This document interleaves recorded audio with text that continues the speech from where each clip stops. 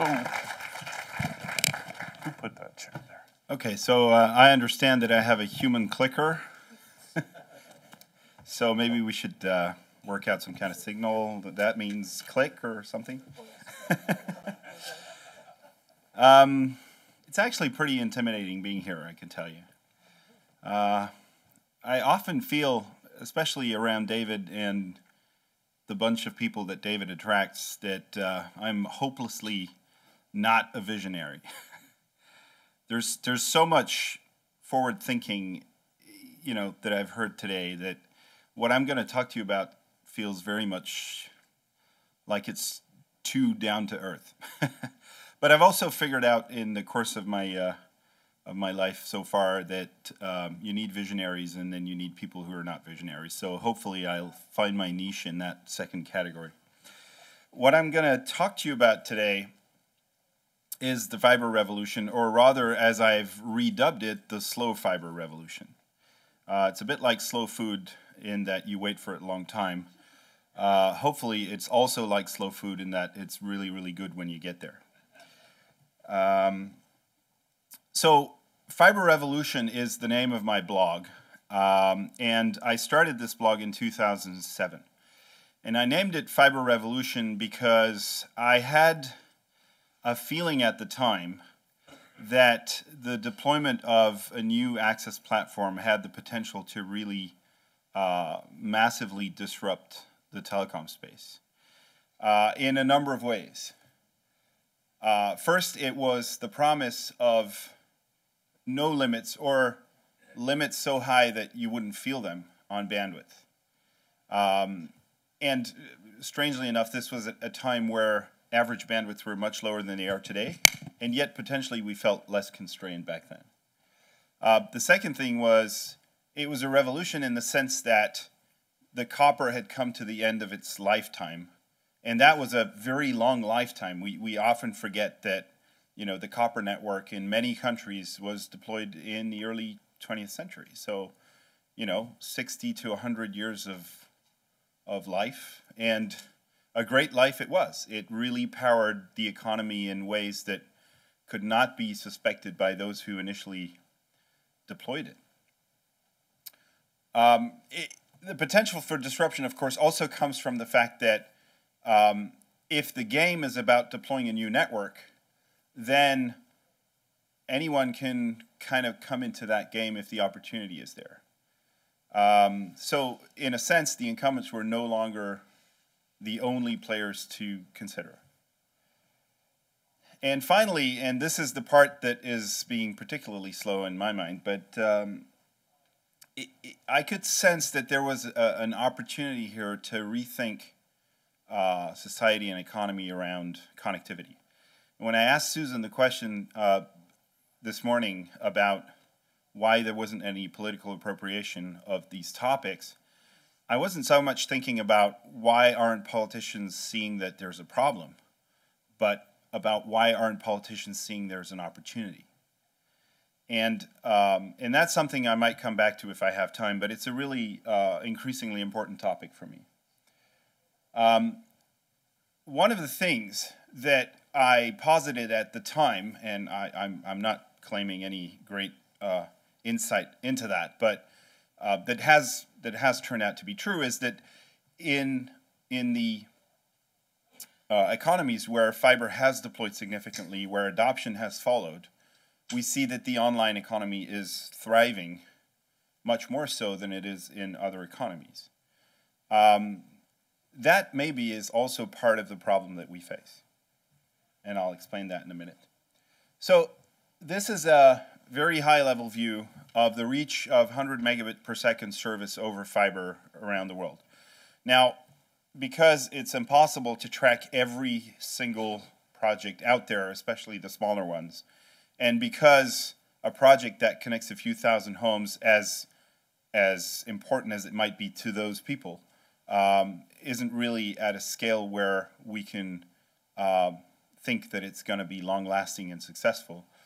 We have a pretty high cutoff when we analyze this, and this cutoff is 100,000 homes passed. So basically what you see here is every city in the world where you can get not necessarily everywhere in the city, by the way, but every city in the world where you can get 100 megabits per second over fiber. In a sense, there's a lot. In a sense, there's not much.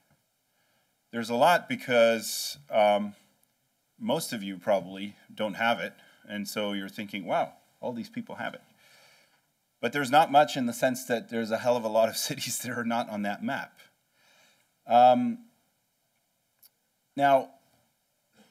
the step change that we've seen in the last couple of years is that we're starting to hear about gigabit service. We've heard about that today. If you can go to the next slide. So gigabit is actually emerging in many different geographies. This is an advert for KDDI's gigabit service in Japan. This is an advert for gigabit service in Chattanooga. This is a guy I shot in the streets of Hong Kong. A human poster for gigabit service for 199 Hong Kong dollars, which is about 26 US dollars. And this is a gigabit advert in Turkey. So gigabit is emerging to some extent. If we look at the same map, If we look at the same map we were looking at, but with only the gigabit service that passes 100,000 homes, you see already that there's a lot less. And in fact, I haven't named cities here, I've named operators because quite often not every operator in a given geography is offering gigabit service. So basically, Japan, Hong Kong, Slovenia, Turkey, Portugal, Sweden, and Chattanooga.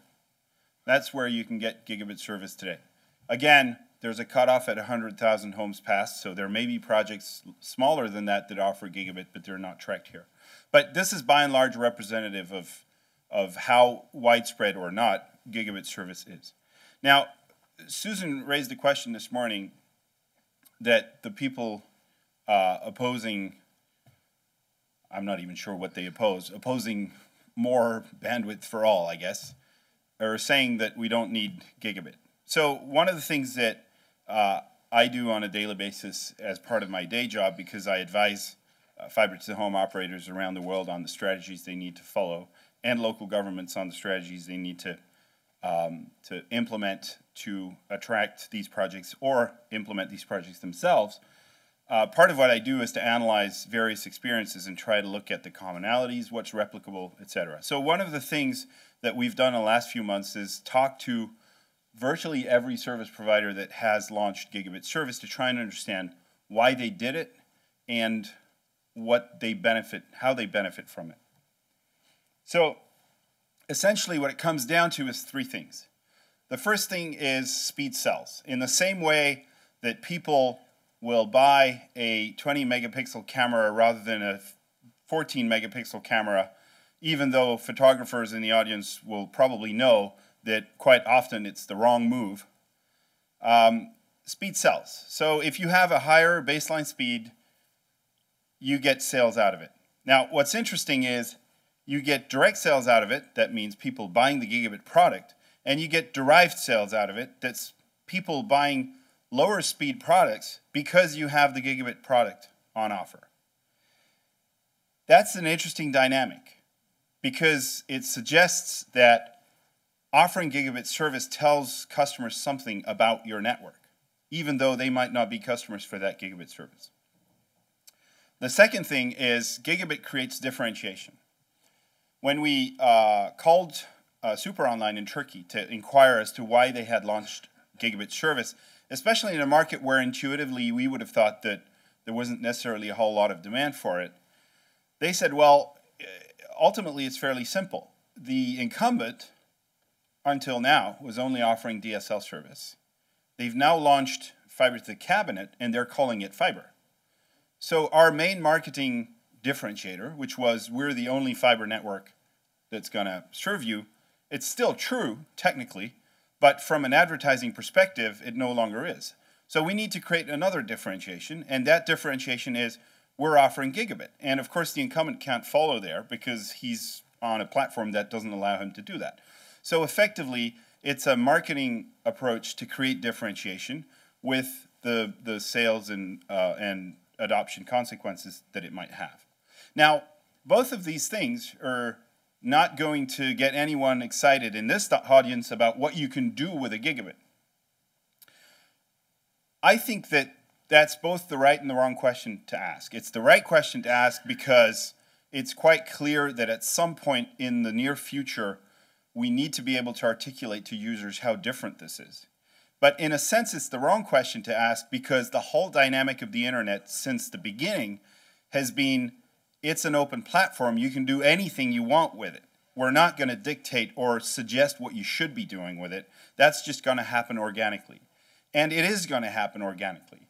It's just that because the footprint is still very small, this takes more time than it would if that footprint was 10 times or 100 times bigger.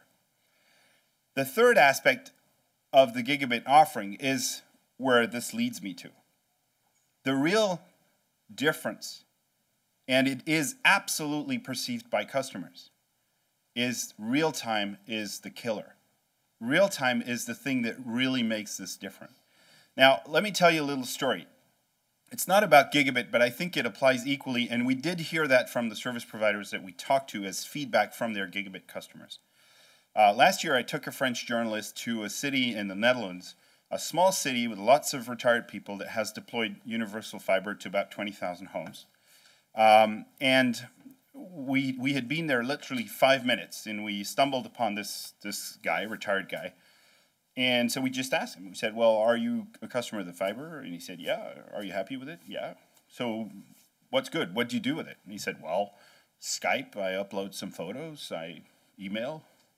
And we were like, shit, where's the differentiated usage? Where are the new applications?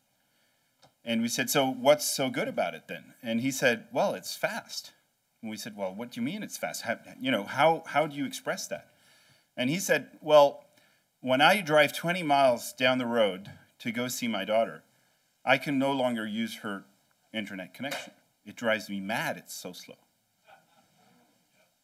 And that's 20 megabit DSL that we're talking about. And this guy, 70-year-old guy, absolutely normal usage pattern. He's not doing anything weird or wonderful with his connection. He feels that difference to the point where he is never going to switch back.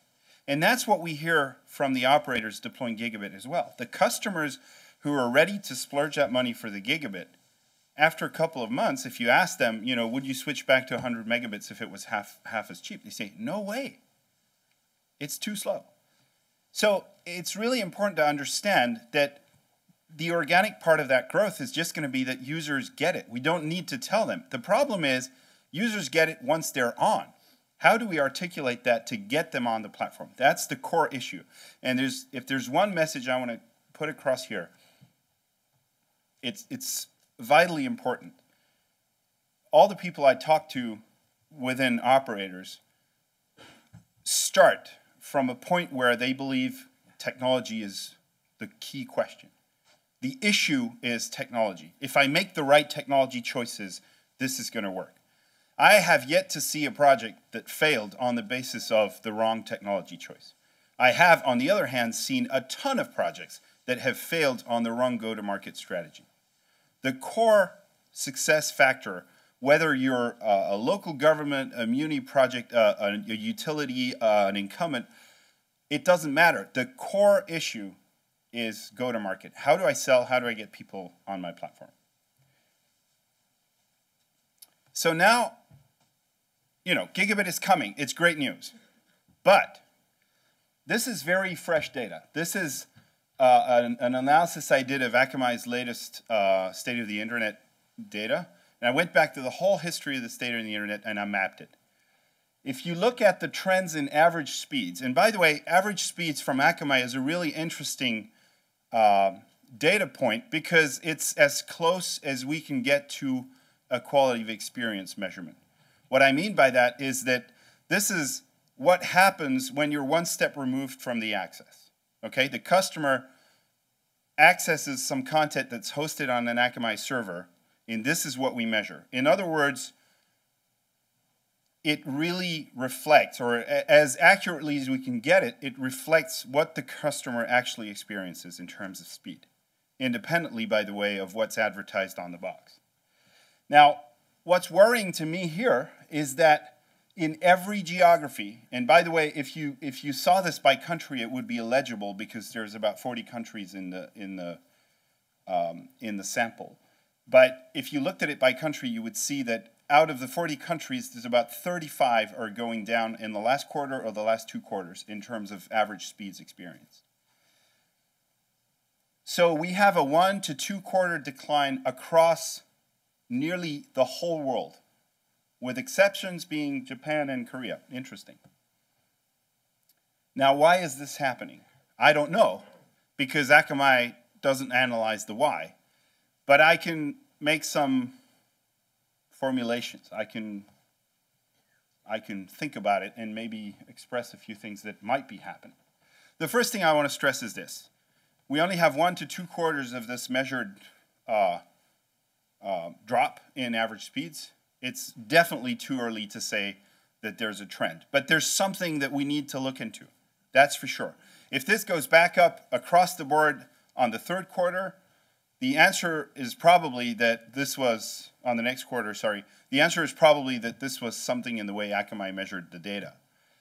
I think they're good enough that that's an unlikely explanation. So the other explanation would be, well, the whole world, more or less, is facing economic issues, crisis. So maybe customers would be downgrading their broadband. So effectively, because they have a lower speed package, the average speeds they experience are lower. That's a possible explanation, but I haven't heard of any service provider actually saying this was happening. In fact, I've heard the contrary. I've heard most service providers around the world saying, we're not seeing any direct impact from the economic crisis on our broadband package sales. What they are seeing sometimes is people dropping TV.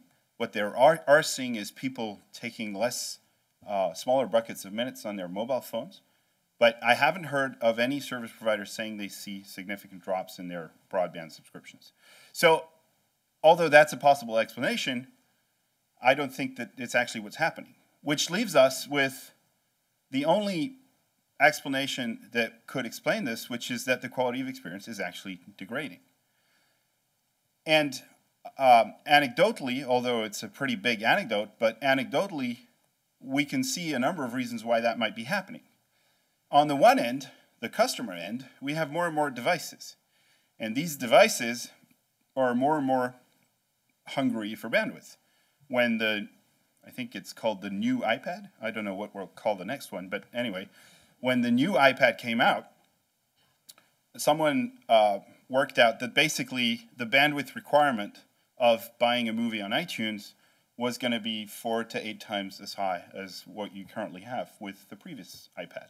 And incidentally, because they're not going to render 3 different versions of the movie for 3 different iPads, everybody is going to download the heavier one, so it's going to retroactively affect everyone. So the number of devices are increasing, and the devices are pulling more and more data. On the other end, which is the content end, we have players who essentially have integrated the fact that bandwidth is always going to go up. So it doesn't matter if my content is more and more heavy because bandwidth is going to go up. Except that if that graph actually tells us of a real world trend that is really happening, well, it's not going up. It's not following the demand. And we're facing a very real issue because it's not something that you can just snap your finger at and offer a solution for. Even if you were to put a lot of money into it, it takes a hell of a lot of time to deploy a new network. Now, what's been happening in the last few years is everybody's turned to incumbents to, and this is true all over the world. Everybody has said, well, we need to find ways to incentivize incumbents to deploy these new networks. And guess what? It hasn't happened. There was an illusion here for a number of years because of what Verizon was doing that it had worked. But in fact, it's all ground to halt now. And the large players essentially all over the world are either not doing anything or they're dissimulating. Essentially, 4 strategies. Fiber to the press release. That's, I will deploy fiber. Okay, I will deploy fiber. And then nothing. And let's wait 3 years and see how people react. The second thing is this whole question about needs. People don't need this. Well, going back to Akamai for a second, does anyone have an idea of what the peak requirement is for connections in Korea? It's about 49 megabits per second. And that's an average. That means that on average, if you take all users, including grandmas and stay-at-home moms and whichever profile you think are not bandwidth guzzlers, the average is close to 50 megabits per second. So need cannot be defined by the operator. It can only be defined by the user. And to be honest, the operator would be the last person I would turn to actually have an accurate idea of what the need is. The third thing they do is they siphon public subsidies. The way they do that is basically quite often public subsidies are tied to a lack of service. So in Europe, it would be what they call white areas or gray areas where there's only one operator or no operator offering service. Here it may be different mechanisms, but essentially whoever is going to put public money into this wants to make sure it doesn't come redundantly to existing networks. And that's a fair rule. So what the incumbents do is they say, well, I'll deploy there. They siphon the public money. Essentially, the public pays for the extension of the incumbent's network.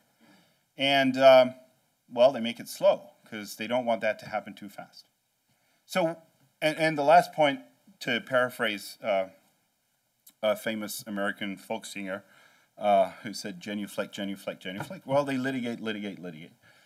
So why aren't they doing it? Well, that's really interesting because we did a recent analysis on 13 different fiber operators, what they were offering, how much take-up they got, how much ARPU they got. And what we saw was that quite clearly there's a business model, and it works. So what you see here, for example, is penetration per years in operation for 12 operators deploying next-generation access, FTTH. And what you see is roughly, it's a linear function of time. Roughly, some of them are doing better than others. But essentially, what this tells us is there is no demand issue. Remember, one of the big things they keep saying is, well, customers don't want this. Well, they do, clearly, because when people actually deploy, over time, they get the acquisition they need to make the business model work. The second thing is ARPU. This is the ARPU differential between DSL offerings and FTTH or FTTB offerings across all of these players. You have a 46% ARPU uplift when you deploy fiber compared to DSL in the same market. That's not shabby. That's pretty good, actually. So if there is a business model, why aren't they deploying? Well, for a very simple reason. They already have a network, and it's very profitable. So for that reason, we've been betting on the wrong horse for the last 5 years or more. Incidentally, why is the ARPU higher? Because customers who are on fiber purchase more services, they buy more options, and they buy more VOD. Very simple, and it works. Now, this is interesting. If you look at incumbents versus competitive operators, well, incumbents get a higher ARPU uplift, but they also have a lower penetration. Because essentially, they don't want this to go too fast. Even when they have decided that they're going to deploy the next generation infrastructure, they don't want it to go too fast. When we talk to them, they call this managing the transition. For customers, what it means is not getting the service, essentially.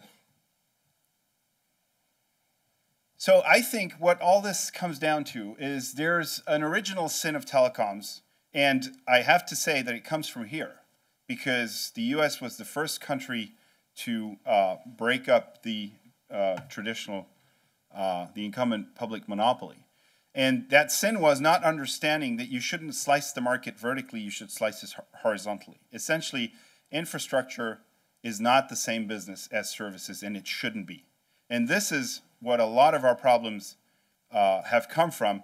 And because everyone copied the US, this model has been replicated everywhere in the world.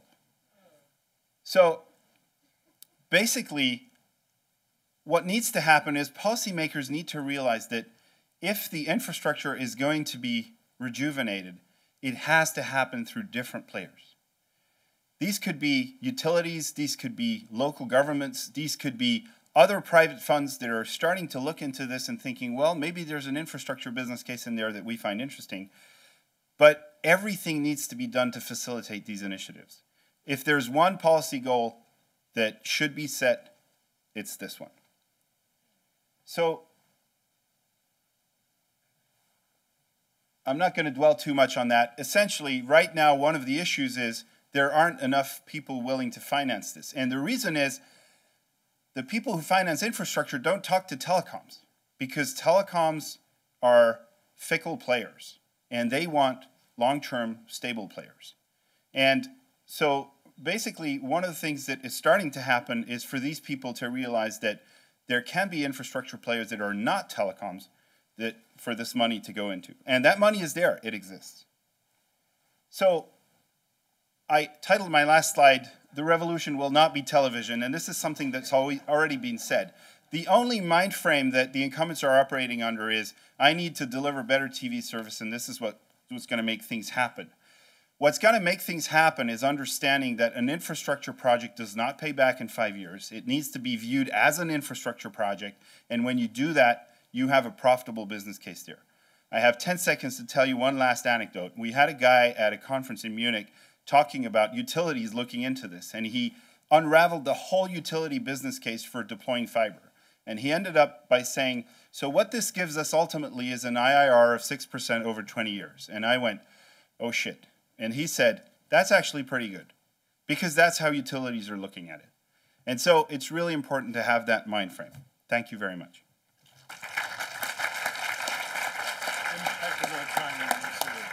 Okay, thank you.